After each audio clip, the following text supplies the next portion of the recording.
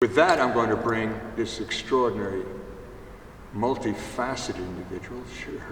Her prowess in adjudicating and dichotomizing humbles me.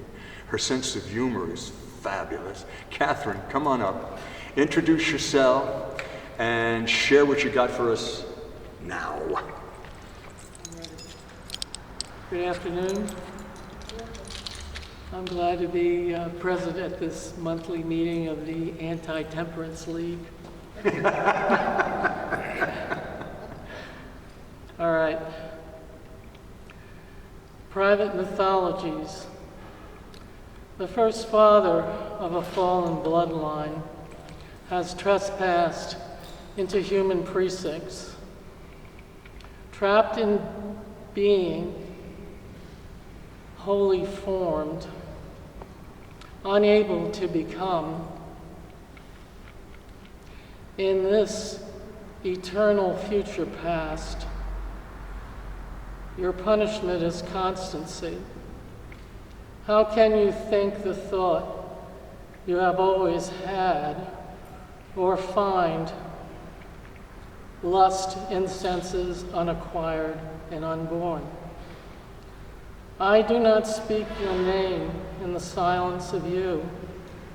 It is a capsule of angel's blood that cannot flow in my continuance. I am not half of you. You mock me, since I know you do not care I am the last.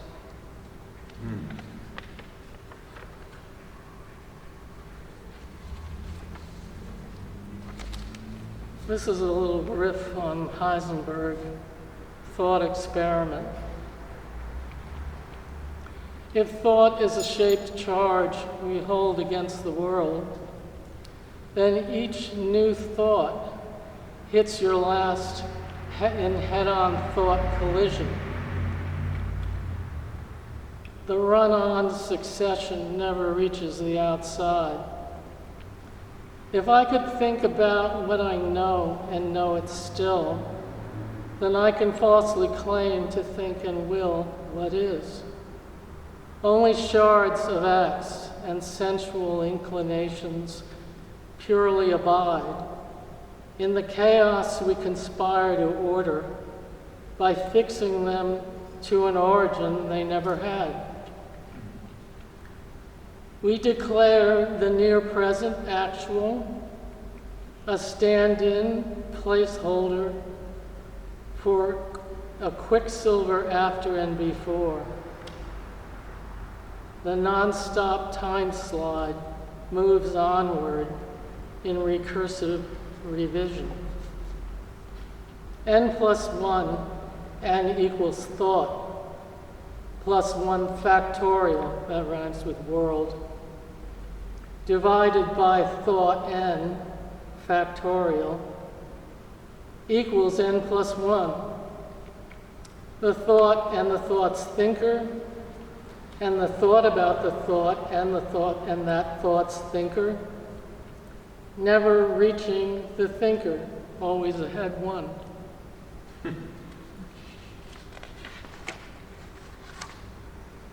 This is my body handed off to thought, quod erat demonstratum.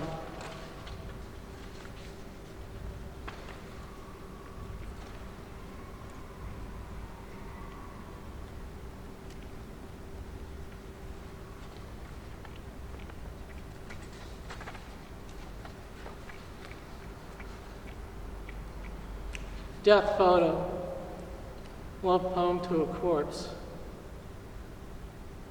The body is now exhibited as a trophy of war, a proper bounty for a hunter caught in that intent.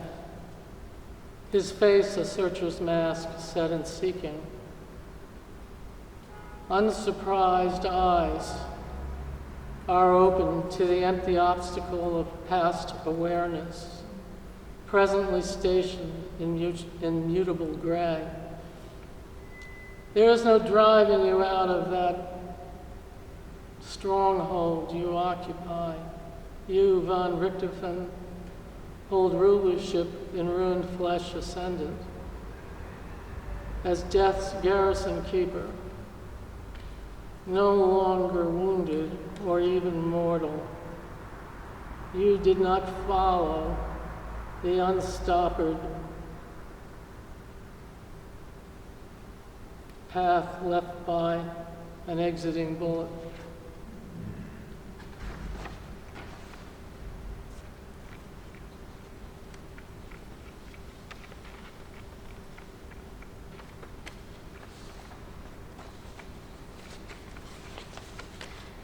Apologies to my mother for this. She would not like this. Words of one piece. Mother seized marriage in a death grip when her true cross frag of unbelief proved dead to the miraculous. She kept the faith, trusting in the sacred artifact.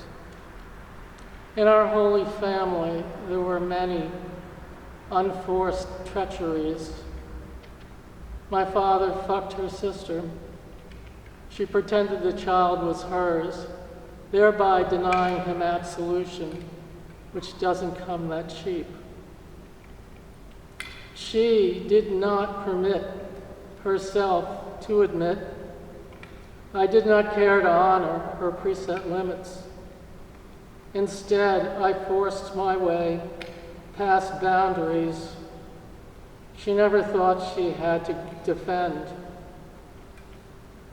Any necessary illusions that none of it would rend the temple veil or upend the sacred cannot conceal the obvious buried in plain sight.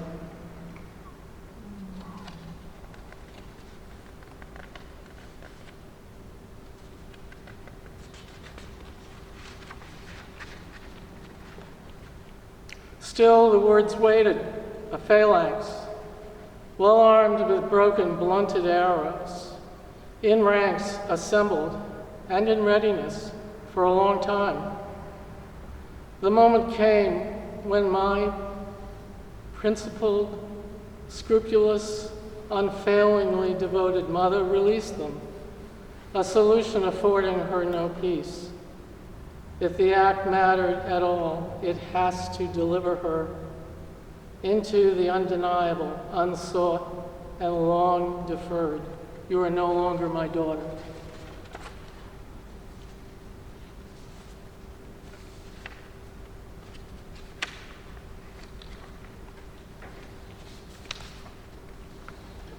And that's it for the poems.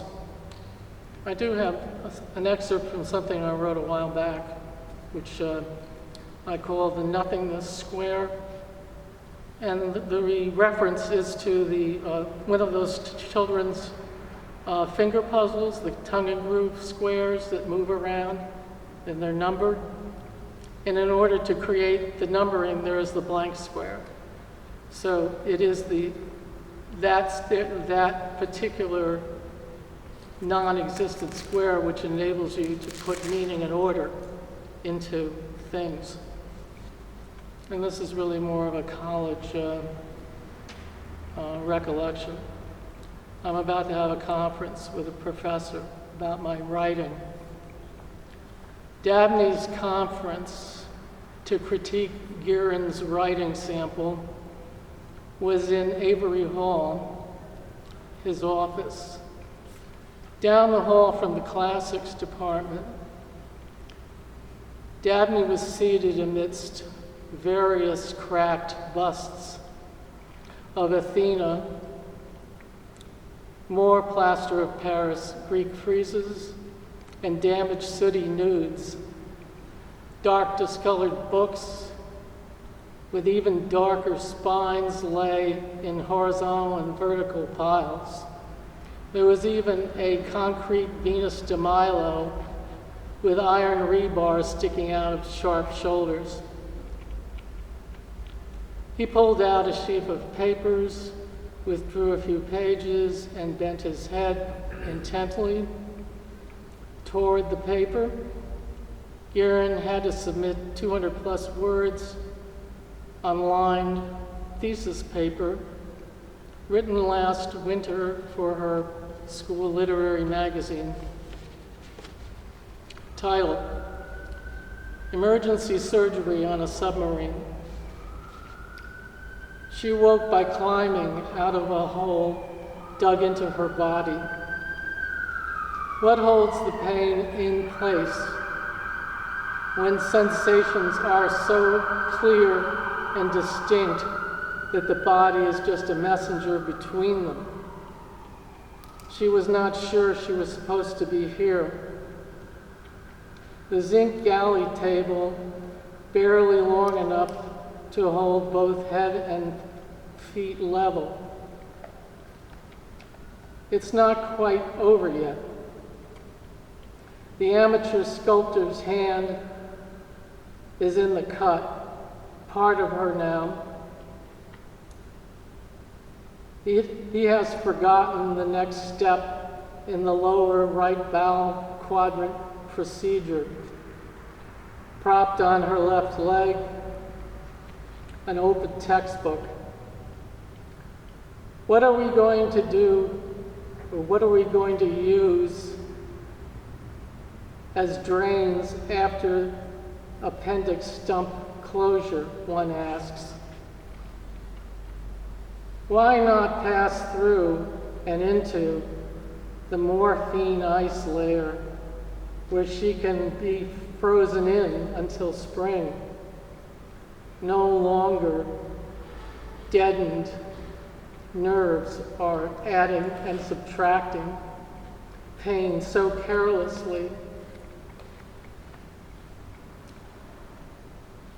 But to choose between pain and that unbordered blackness entails something that is not choice at all, but absence of choice.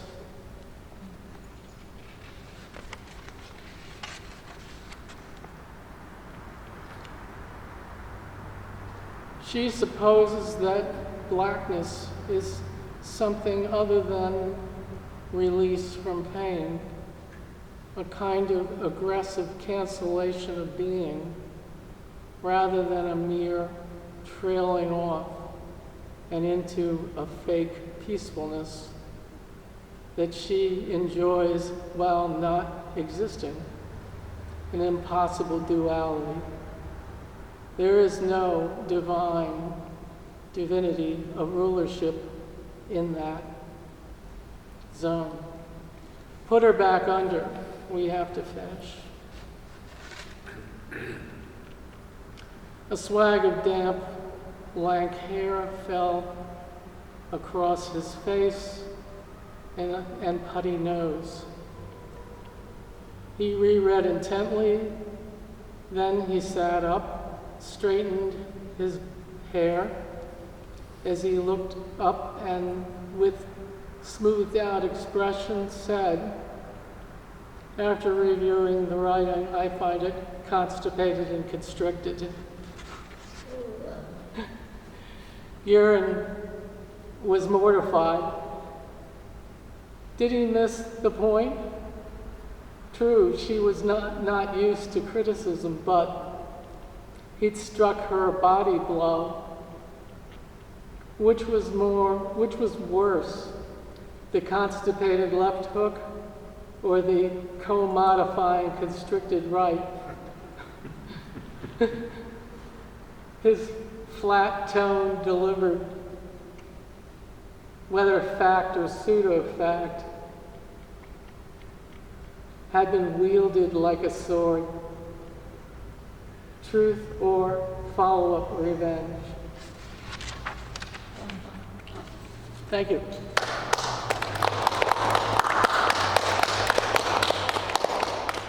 Thank you, Catherine Ventry. I told you it was going to be very interesting today.